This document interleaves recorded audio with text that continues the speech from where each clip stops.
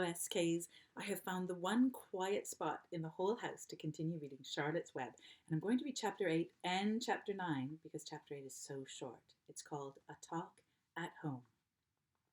On Sunday morning, Mr. and Mrs. Arable and Fern were sitting at breakfast in the kitchen.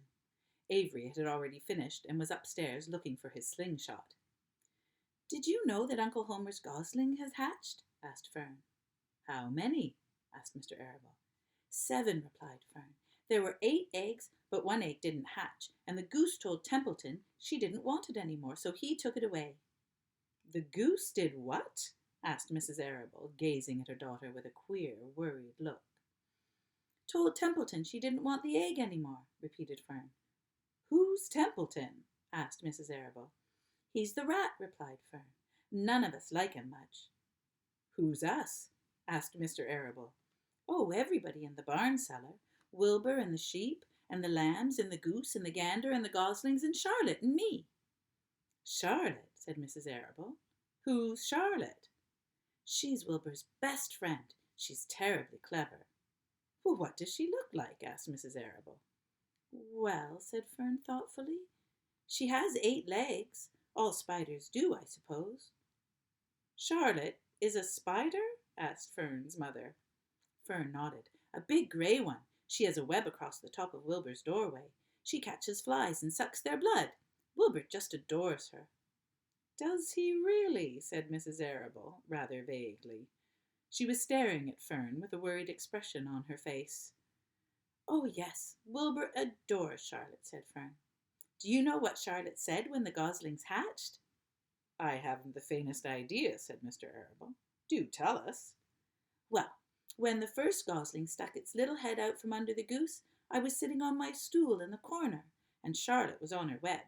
She made a speech. She said, 'I'm sure that every one of us here in the barn cellar will be gratified to learn that after 4 weeks of unremitting effort and patience on the part of the goose, she now has something to show for it.' Don't you think that was a pleasant thing for Charlotte to say?" "Yes, I do," said Mrs. Arable. "Fern, sweetheart, it's time to get ready for Sunday school, and tell Avery to get ready too. And this afternoon you can tell me more about what goes on in Uncle Homer's barn. You're spending quite a lot of time there, aren't you? You go there almost every afternoon, don't you?" "I like it there," replied Fern. She wiped her mouth and ran upstairs. After she had left the room, Mrs. Arable spoke in a low voice to her husband. "I'm worried about Fern," she said. "Did you hear the way she rambled on about the animals, pretending they could talk?" Mr. Arable chuckled. "Maybe they do talk," he said. "I've sometimes wondered. At any rate, don't worry about Fern. She's just got a lively imagination. Kids think they hear all sorts of things." "Just the same, I do worry," replied Mrs. Arable. "I think I shall ask Dr. Dorian about her the next time I see him. He loves Fern almost as much as we do, and, well, I want him to know how queerly she's acting about that pig. I don't think it's normal. You know perfectly well animals don't talk." Mr. Arable grinned. "Maybe our ears just aren't as sharp as Fern's," he said. Chapter 9. Wilbur's Boast. A spider's web is stronger than it looks. Although it's made of thin, delicate strands, the web is not easily broken. However, a web gets torn every day by the insects that kick around in it, and a spider has to rebuild it when it gets full of holes. Charlotte liked to do her weaving during the late afternoon, and Fern liked to sit nearby and watch. One afternoon she heard a most interesting conversation and witnessed a strange event. "You have awfully hairy legs, Charlotte," said Wilbur as the spider busily worked at her task. "My legs are hairy for a good reason," replied Charlotte. "Furthermore, each leg of mine has 7 sections: the coxa, the trochanter, the femur, the patella, the tibia, the metatarsus, and the tarsus." Wilbur sat bolt upright. "You're kidding," he said. "No, I'm not either. 7 sections to each leg." "Well, say those names again. I didn't catch them the first time." "Coxa, trochanter, femur, patella, tibia, metatarsus, and tarsus." Well, goodness, said Wilbur, looking down at his own chubby legs. I don't think my legs have 7 sections. Well, said Charlotte, you and I lead very different lives. You don't have to spin a web. That takes real leg work. Well, I could spin a web if I tried, said Wilbur, boasting. I've just never tried. Oh, yes. Let's see you do it then, said Charlotte. Fern chuckled softly, and her eyes grew wide with love for the pig. Well, okay, replied Wilbur. You coach me and I'll spin one. It must be a lot of fun to spin a web. How do I start, Charlotte? Well, take a deep breath, said Charlotte, smiling. Wilbur breathed deeply. Now, climb to the highest place you can get to, like this. And Charlotte raced up to the top of the doorway. Wilbur scrambled to the top of the manure pile. Very good, said Charlotte. Now make an attachment with your spinnerets, hurl yourself into space, and let out a drag line as you go. Wilbur hesitated a moment, then jumped out into the air. He glanced hastily behind to see if a piece of rope was following him to check his fall, but nothing seemed to be happening in his rear, and the next thing he knew, he landed with a thump. Oomph! He grunted. Charlotte laughed so hard her web began to sway. What did I do wrong? Asked the pig when he recovered from his bump. Nothing, said Charlotte. It was a very nice try. Well, I think I'll try again, said Wilbur cheerfully. I believe what I need is a little piece of string to hold me. The pig walked out into his yard. You there, Templeton? He called. The rat poked his head out from under the trough. Do you have a little piece of string I could borrow? Asked Wilbur. I need it to spin a web. String?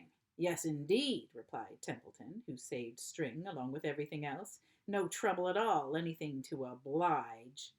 He crept down into his hole, pushed the goose egg out of the way, and returned with an old piece of dirty white string. Wilbur examined it. This is just the thing, he said. Tie one end to my tail, will you please, Templeton?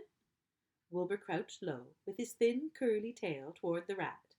Templeton seized the string, passed it around the end of the pig's tail, and tied 2 half-stitches.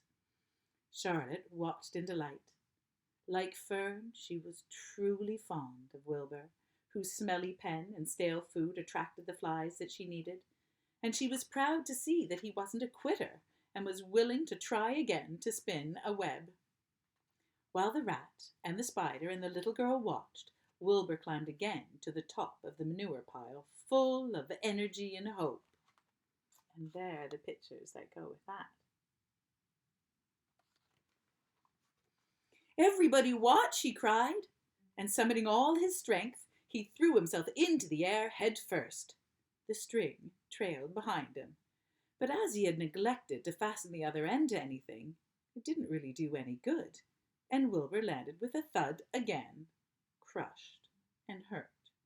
Tears came to his eyes. Templeton grinned. Charlotte just sat quietly, and after a bit she spoke. Dear Wilbur, you can't spin a web, and I advise you to put the idea out of your mind. You lack 2 things needed for spinning a web. Well, what are they? Asked Wilbur sadly. You lack a set of spinnerets, and you lack know-how. But cheer up. You don't need a web. Zuckerman supplies you with 3 big meals a day. Why should you have to worry about trapping food? Wilbur sighed. You're ever so much cleverer and brighter than I am, Charlotte. I guess I was just trying to show off, and, well, it serves me right. Templeton untied his string and took it back to his home. Charlotte returned to her weaving. You needn't feel too badly, Wilbur, she said. Not many creatures can spin webs. Even people aren't as good at it as spiders, although they think they're pretty good, and they will try anything. Did you ever hear of the Queensborough Bridge? Wilbur shook his head. Is that a web? Well, sort of, replied Charlotte. But do you know how long it took people to build it? 8 whole years. Well, my goodness, I would have starved to death waiting for that long. How can I make a web in a single evening? What do people catch in the Queensborough Bridge? Bugs? Asked Wilbur. Oh, no, said Charlotte. They don't catch anything. They just keep trotting back and forth across the bridge, thinking there must be something better on the other side. Well, if they'd hang head down at the top of the thing and wait quietly, maybe something good would come along. But no, no, with people it's rush, rush, rush every minute. I'm glad I'm a sedentary spider. Well, what does sedentary mean? Asked Wilbur. That means I sit still a good part of the time and don't go wandering all over creation. I know a good thing when I see it, and my web is a good thing. I stay put and wait for what comes. That gives me a chance to think. Well, I'm sort of sedentary myself, I guess, said the pig. I have to hang around here, whether I want to or not. You know where I'd really like to be this evening? Where? In a forest, looking for beech nuts and truffles and delectable roots, pushing leaves aside with my strong nose and searching and sniffing along the ground, smelling, smelling, smelling. You smell just the way you are, remarked a lamb who had just walked in. Why, I can smell you from here. You're the smelliest creature in the whole place. When he heard that, Wilbur hung his head. His eyes grew wet with tears. Charlotte noticed his embarrassment, and she spoke sharply to the lamb. You let Wilbur alone, she said. He has a perfect right to smell, considering his surroundings. You're no bundle of sweet peas yourself, let me add. Furthermore, you are interrupting a very pleasant conversation. Now, what were we talking about, Wilbur, when we were so rudely interrupted? Oh, I don't remember, said Wilbur. It doesn't make any difference. Let's not talk any more for a while, Charlotte. I'm getting sleepy. You go ahead and finish your web, and I'll just lie here and watch you. It's a lovely evening. Wilbur stretched out on his side. Twilight had settled over the Zuckerman's barn, and a feeling of peace came with it. Fern knew it was almost supper time, but she couldn't bear to leave. Swallows passed on silent wings in and out of the doorways. From across the road a bird sang. Lurvy sat down under an apple tree and lit his pipe. The animals sniffed the familiar smell of the strong tobacco. Wilbur heard the trill of a tree-toad and the occasional slamming of the kitchen door. All these sounds made him feel comfortable and happy, for he loved life, and he loved to be part of the world on a summer evening. But as he lay there, he remembered what the old sheep had told him, and the thought of death came back to him, and he began to tremble with fear. Charlotte, he called softly. Yes, Wilbur. I don't want to die. Of course you don't, said Charlotte in a comforting voice. I just love it here in the barn, said Wilbur. I love everything about this place. Of course you do, said Charlotte. We all do. The goose appeared, followed by her 7 goslings. They thrust their little necks out and kept up a musical whistling, like a tiny troop of pipers. Wilbur listened to the sound with love in his heart. Charlotte, he said. Yes, said the spider. Were you serious when you promised you would keep them from killing me? I was never more serious in all my life. I'm not going to let you die, Wilbur. How are you going to save me? Asked Wilbur, whose curiosity was very strong on this point. Well, said Charlotte vaguely, I don't really know, but I am working on a plan. Well, that's wonderful, said Wilbur. How's the plan coming, Charlotte? Have you got very far with it? Is it coming along pretty well? Wilbur was trembling again, but Charlotte was cool and collected. Oh, yes, it's coming along all right, she said lightly. The plan is still in its early stages and hasn't completely shaped up yet, but I'm working on it. When do you work on it? Begged Wilbur. When I'm hanging upside down at the top of my web. That's when I do my thinking, because that's when all the blood is in my head. I'd be only too glad to help in any way I can. Thank you, but I think I'll work it out alone, said Charlotte. I think better if I think alone. All right, said Wilbur. But don't fail to let me know if there's anything I can do to help, no matter how slight.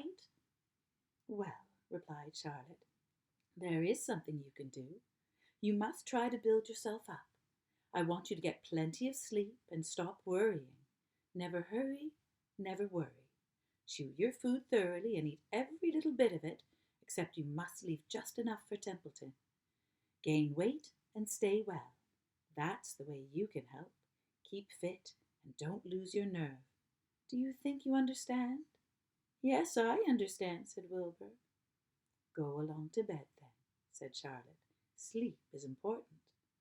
Wilbur trotted over to the darkest corner of his pen and threw himself down. He closed his eyes. And in another minute he spoke again. Charlotte, he said. Yes, Wilbur. May I go out to my trough and see if I have left any supper? I think I left just a tiny bit of mashed potato.